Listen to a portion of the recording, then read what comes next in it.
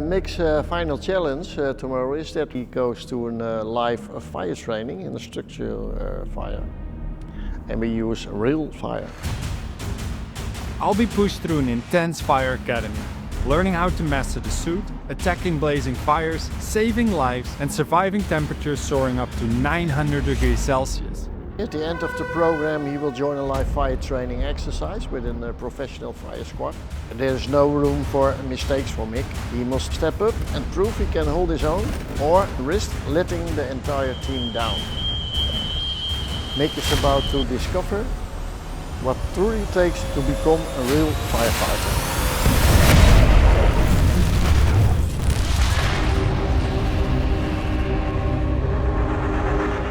911, what's your emergency? From the moment a 911 call comes in, firefighters have 15 minutes to arrive at scene. Rapid dispatch is critical, and suiting up is part of the race against time. That's why firefighters train to put on their fire suit in under 1 minute. This is your, for the firefighter, the complete gear. You got 1 minute to put it all on. 3, 2, 1, go! Go.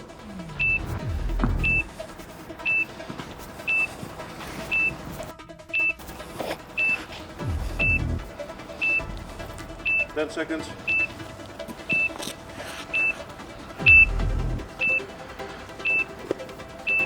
Come on. Come on, Mick!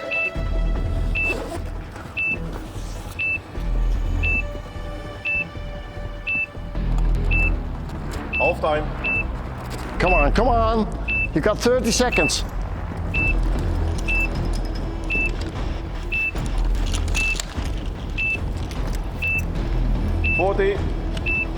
You got 20 seconds. Come on, Mick, come on! Hurry up, hurry up! Come on, come on, come on, come on! It takes too long. Put on your gloves. Come on, come on, come on! You got 5 seconds. 5, 4, 3, 2, 1. Wait a moment, now we have to check.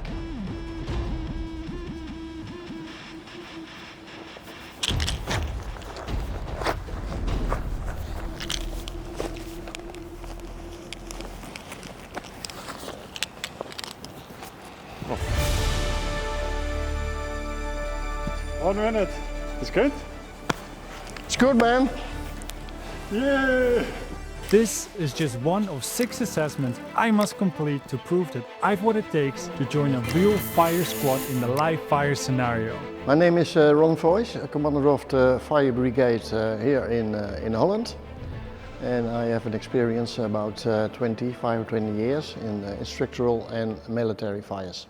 He served in military operations in Iraq and commanded one of the largest wildfires in the Netherlands. A man not easily swayed, and the ultimate judge of whether I've what it takes. Mick, this is the most important breathing apparatus. Completely with this one. Yes? This is very important for your safety. You have a beard, the beard must go. The beard needs to go. The beard needs to go. You serious? Yes, serious. It's for your safety. It should down completely. Kunnen we nog eens stoppen?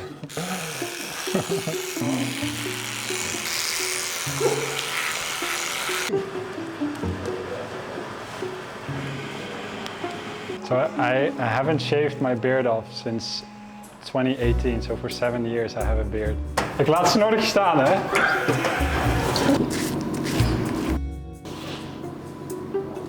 You're a proud officer? I think you're ready. Yeah. You're ready to be a you. firefighter. Yeah. Oh.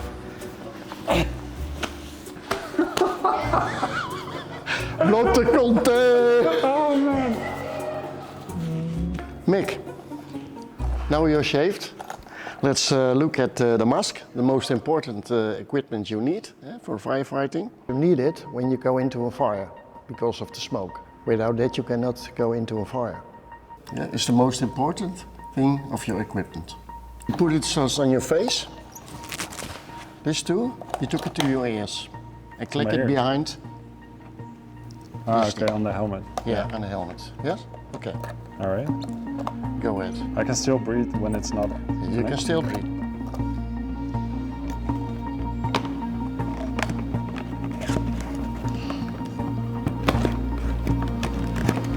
Good.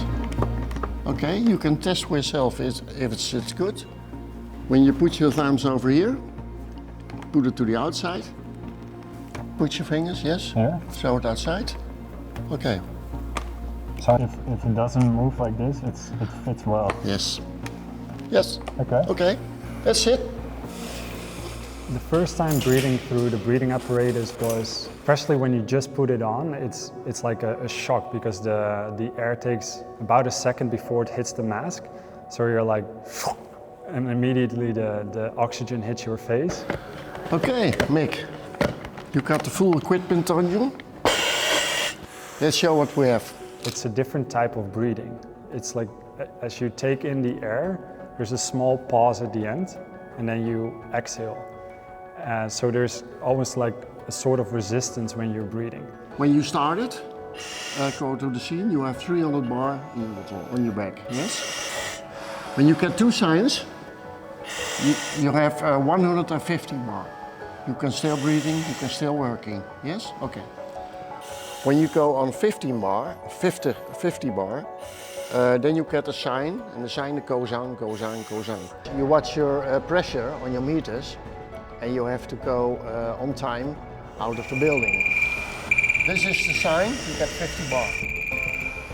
That's the sign that you stay out of the building. When you are in the building, you got 1 minute to leave the building because you are out of air. Hazeleger typical les about 20 minutes. Knop indrukt. Ja, dat zal ik er even bij zeggen zo. Als je nood bent, er is wat een beetje gebeurd. Druk je knop in, dan komt je collega's je vindt. Take it to a test. Yeah? Yeah. You have 280. Yeah? Okay. What do you think? In the end, how many bars do you have? No idea. Half of it? I think 100. 100. Yes. Okay. During the test, if you got a problem, cross your arms. Nick will with you for the safety, and then he know you are in problems. The second assessment is about air control. I need to complete a demanding obstacle course without running out of oxygen. The challenge? Run a staircase 5 times, roll out a half-filled hose, crawl over and under obstacles, drag an 80-kilo dummy, and finish all under 3 minutes. The total weight of your fire chute is 15 to 20 kilos. The most challenging part is that you have the weight extra, and you have to carry that all the time when you are busy with fire attack, getting a victim. Okay, go!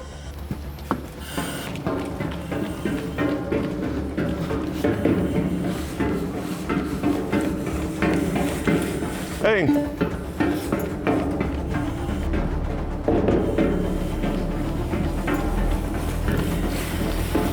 2.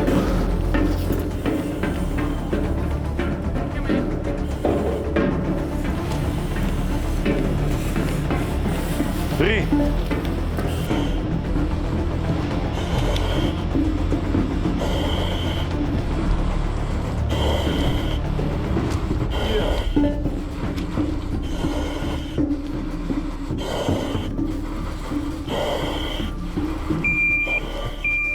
5. Snelheid lopen.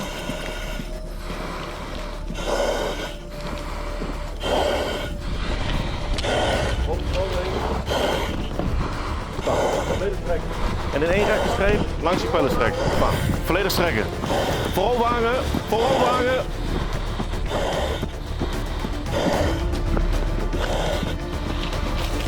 En stop maar.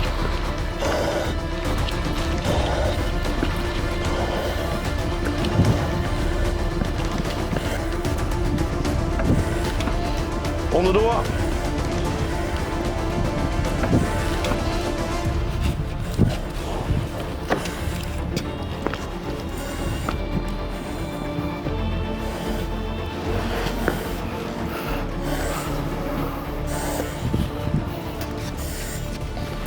Rechtsaf. Glijden, moment. Oké. Slachtoffer neerleggen en dan kan je aan de lus kun je hem eronder doortrekken. Jij ook zakken.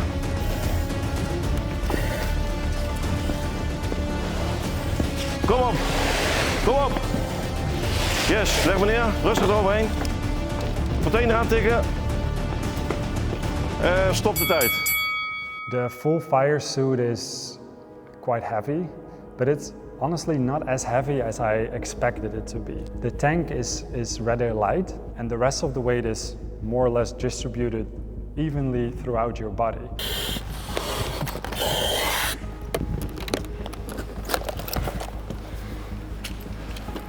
Okay, what you have? What should you have? I think 100, 110. 199. 2 minutes and 46 seconds. 2 minutes 46.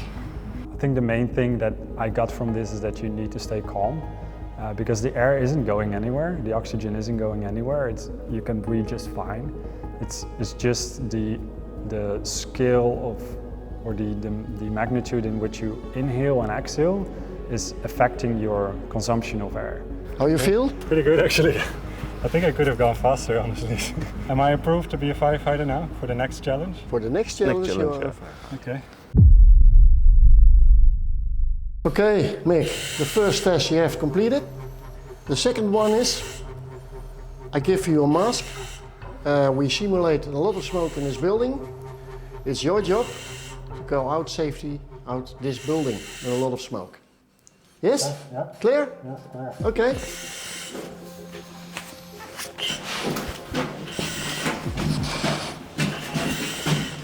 My task was to find my way out.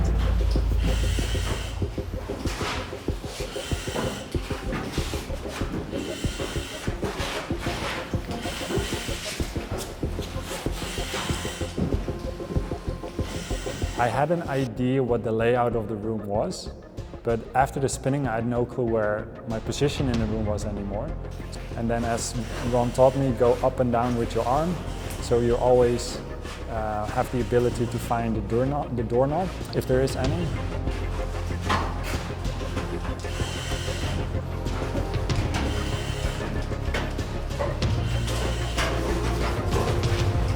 And then took I think a turn to the right, and then I was completely lost.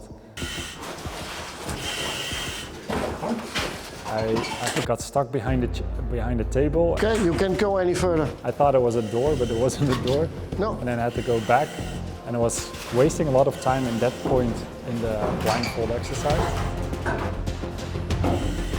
So that was honestly really hard.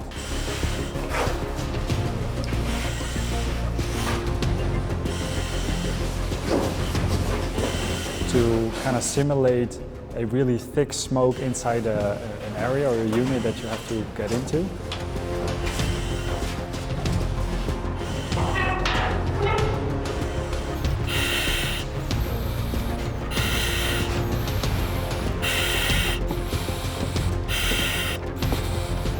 Okay. How's that?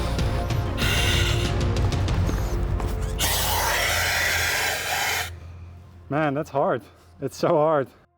It's so mild to the realization that they have to do this with actual smoke inside, an actual fire. Like you may get into a room completely blind that's on fire.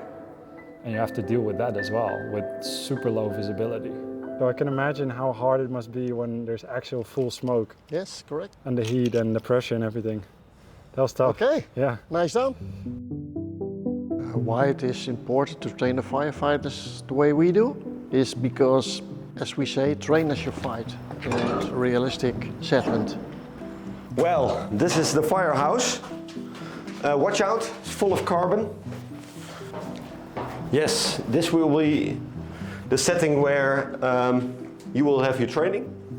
Here we will put the fire Normally by a fire training it's all decorated, and now you see a hospital bed, but downstairs there will be furniture, table, chairs. To make it realistic, we will use real wood to train in realistic conditions. The most centers training with gas fires. Gas fire, you can put it out when you want. A wood fire, I can put it out. You had to put it out. There are a few training centers in Holland. Many will use gas. Gas has probably 600 degrees, but a real fire in a house will get to 1200 degrees. So that's why we use wood instead of gas. And it's the only way to get firemen well trained to get the job done. You will feel how it is to be a fireman. Okay, Mick, the next test, what we're going to do is a transitional tech. After this, you will be ready for the live training this evening. What we're going to do is, we got a fire. The main weapon that we have as a firefighter is water. We use water in firefighting because water brings down the temperature of the fire. What you're going to do, you put out the fire with the high pressure. Normally, we do this with low pressure. But for you, we started with a high pressure. Then we take the low pressure, and then you will see the difference. The low pressure is the red one. The thick hose, Yeah, and this thick is the hose. thin hose is high pressure. Yes, that's the high pressure. When we got a structural fire, we use the water from the tank from the fire truck. A normally fire truck has 2000 liters of water, and we put on the water from the hydrant. Spuit naar binnen op de binnenkant van het kozijn, bovenkant.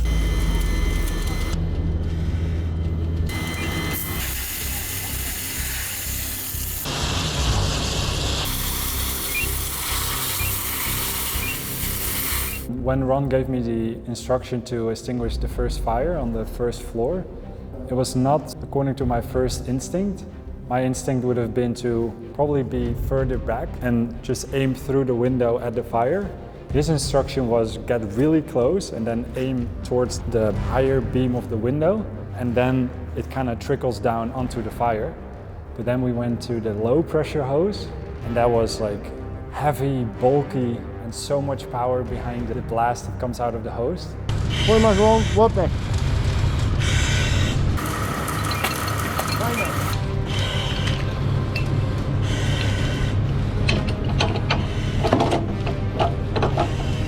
Wil je mij doen? Ja.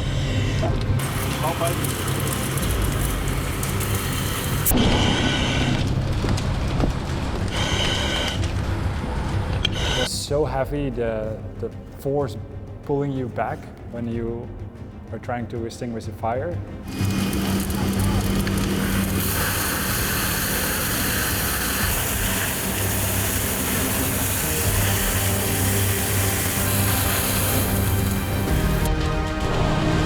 And that was such a brute force getting into the building and then evaporating immediately into steam.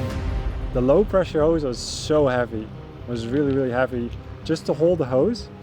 And then also once you open the valve and the water comes out, it's a big blast, and then you have to hold it. It's a lot of weight. Yeah. That's something I didn't expect. Welcome in the world of the firefighters. Yeah. Okay. Firefighters are often the first to arrive on scene. Not just for fires, they play a major role as first responders, providing critical first aid and life-saving care long before an ambulance arrives. The role of the firefighters, when they are first on the scene, is to take care of the victim.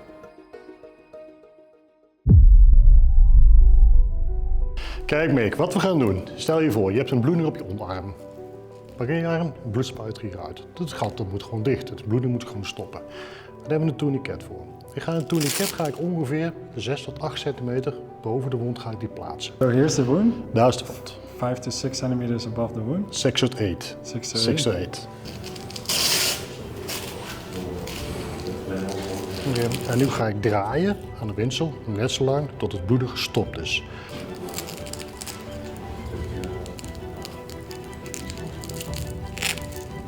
Ik zet hier de tijd op wanneer ik het dus dichtgedraaid heb. En dan is eigenlijk dit het hele verhaal van de tourniquet. And there's no squishing anymore.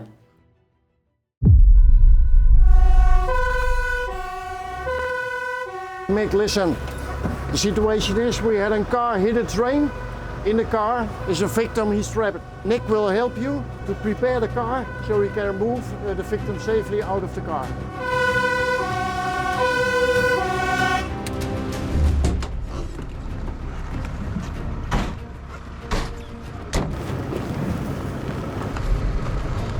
Okay, you talk to the victim. We prepare the material. Yeah. Yes? Okay. So we're gonna open the door now because the door is stuck and we need to be able to get to it. It's the leg and the shoulder. I'm gonna put this over you to protect you, sir.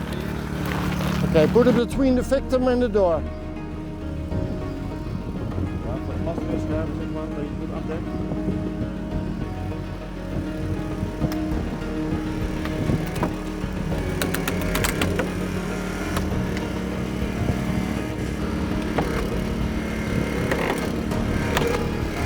Some more noise, the door is almost open.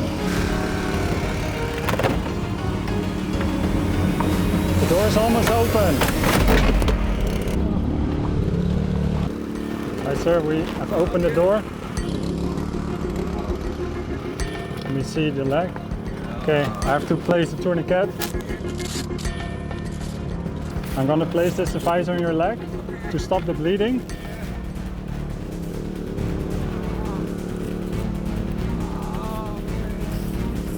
Okay, I'm gonna twist this now so it will hurt.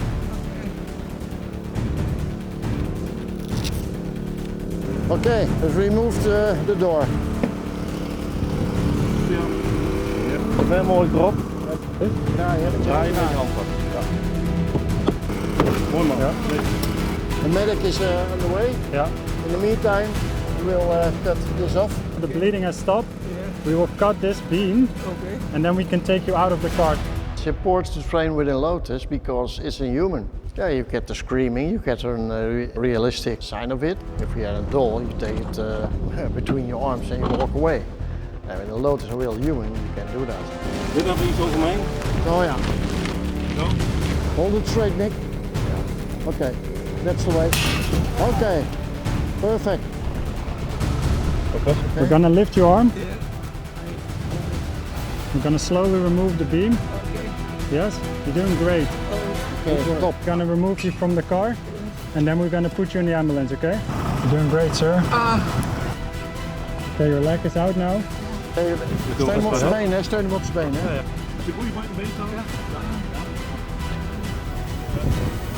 Okay, good job, guys. End of scene. Thank you.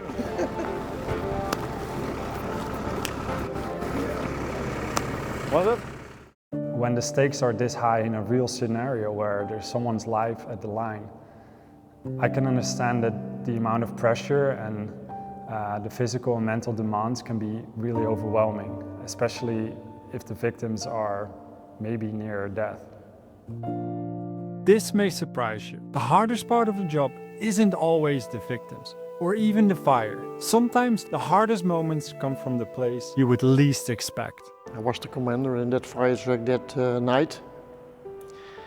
We got a call for a camper in fire. As normally we go with the car to the fire.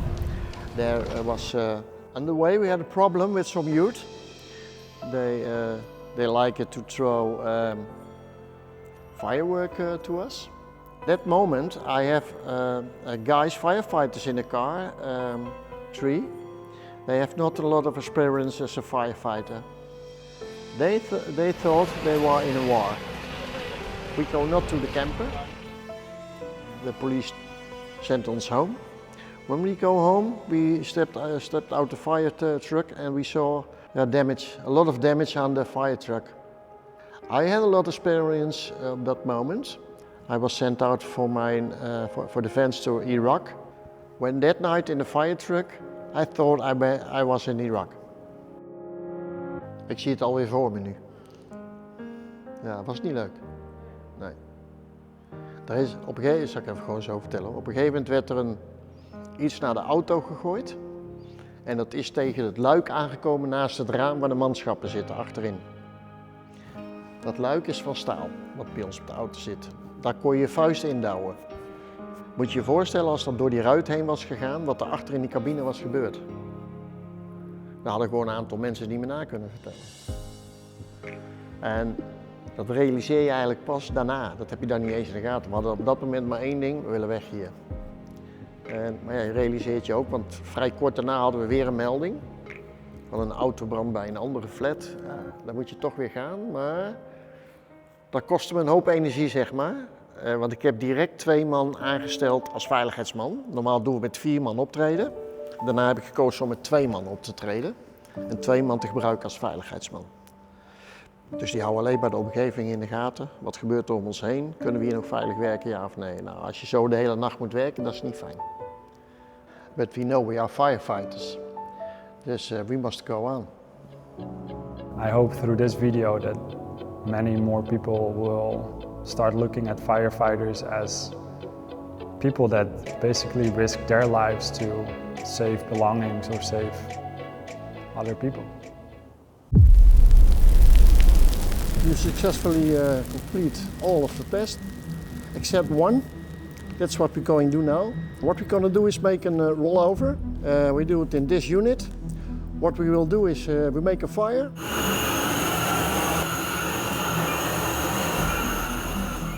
Close the doors. What will happen is that the gases will filling the room, goes to the ceiling with the juist temperature.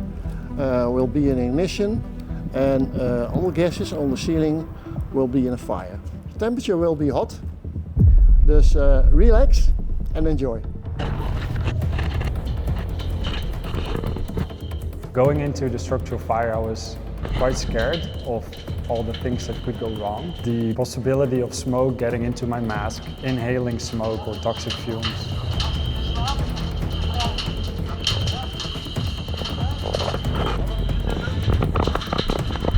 When you get a burn in a room and you do nothing about the burn, then the temperature in the room will go up.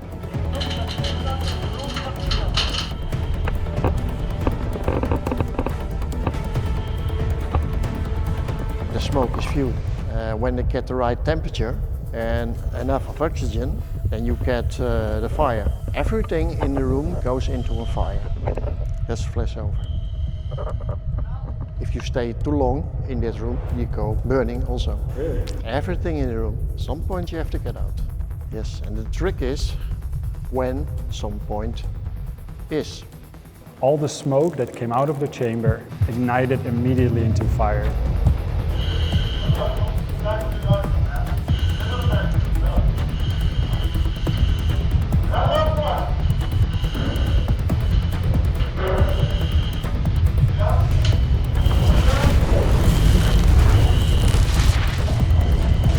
Frankly, it is a really uncomfortable condition to be in.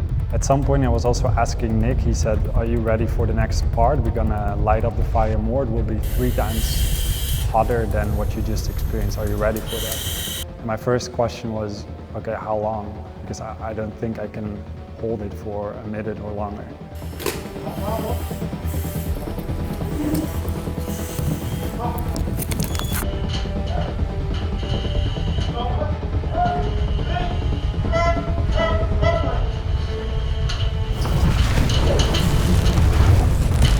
Almost like a dragon breathing out fire.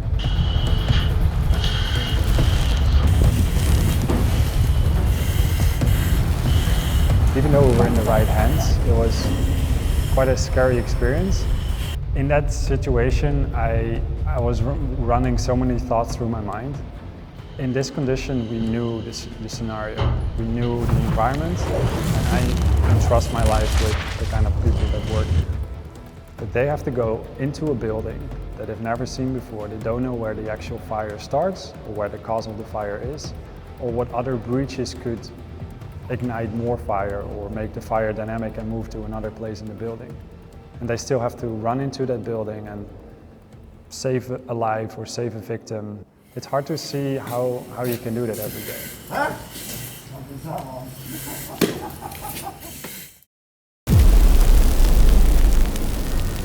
Mick's final challenge is that he goes to a live fire training in a structural fire. and we use real fire.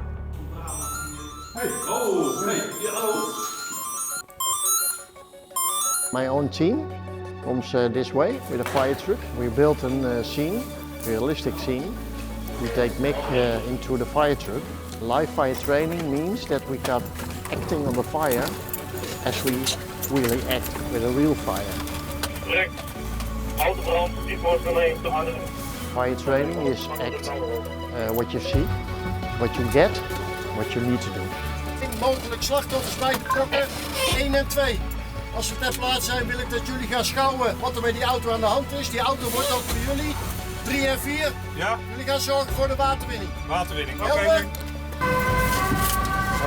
I had no idea what the exercise was going to be. We agreed that for most of the test I was informed beforehand, but then for the final live fire scenario I didn't know and the team didn't know what was going to happen. Jongens, let op de auto brand, bij airbags, banden, alles wat er klapt. So that made me a little bit nervous and I wanted to do well because I was part of an actual fire team. I didn't want to let them down. There's no room for mistakes for Mick. He must step up and prove he can hold his own or risk letting the entire team down.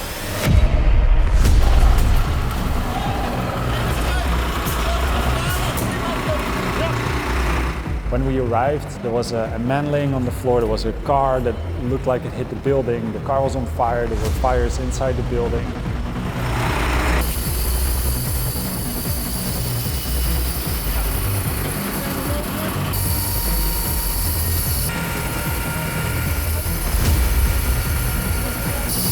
We've got word that there might be a victim inside.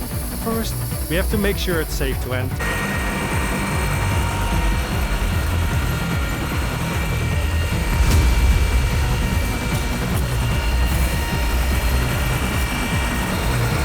The car fire outside is a major hazard. We need to get it under control first.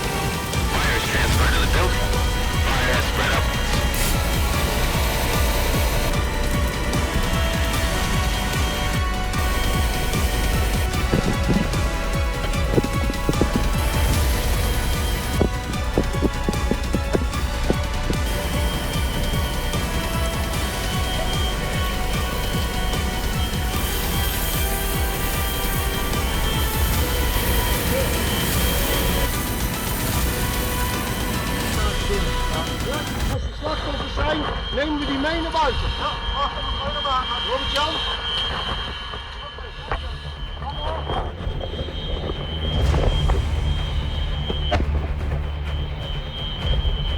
So we had to go in with a foam extinguisher.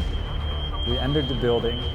The first door on the right, it was closed off, or at least it was not approachable because there was the fire directly after that. So we started to look for another option to go through the left.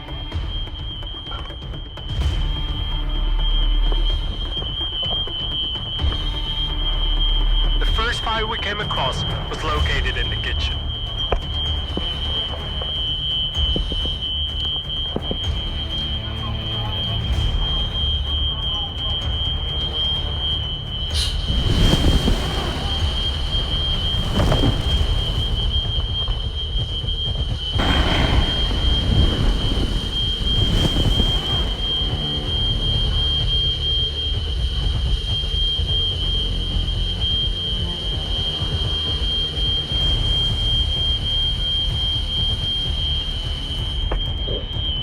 Put out the first fire, we head upstairs to find the second.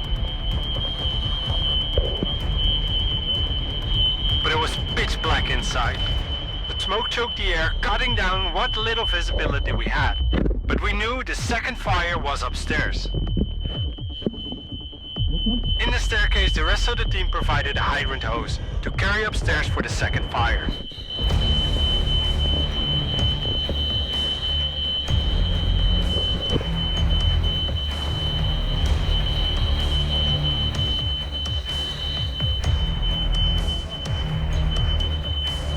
And there we saw a victim on the floor. We found the victim. So I looked over to my right and he said, okay, we need to save the victim first. We need to extract him. So I gave the foam extinguisher to him, took the victim as I learned in the exercises throughout the last days, carried the victim outside.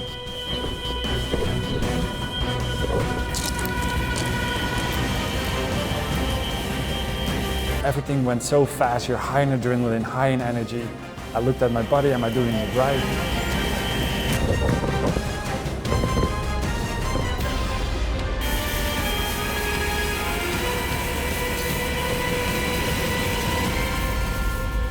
And that was end of the scene. When we came out, I was full on adrenaline, my hand was shaking, and that was such an incredible experience. It was amazing to be part of this fire squad. Oh man, thank you all so much. It's not the live fire scenario that I expected. No? No, I didn't expect the car or the heat pan or the things we did in practice. But yeah, thanks all for letting me be part of the fire crew. Right after the exercise, I think it showcases directly what a true fire squad is.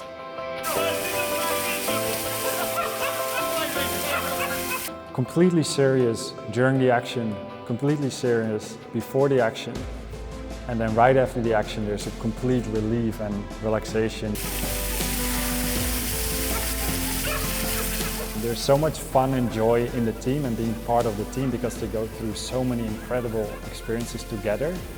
So you have companions for life with unique experiences, and there's a lot of joy to share with them. So they allowed me to be part of the team, but they embraced me as part of the team for just a night. Yeah, a little.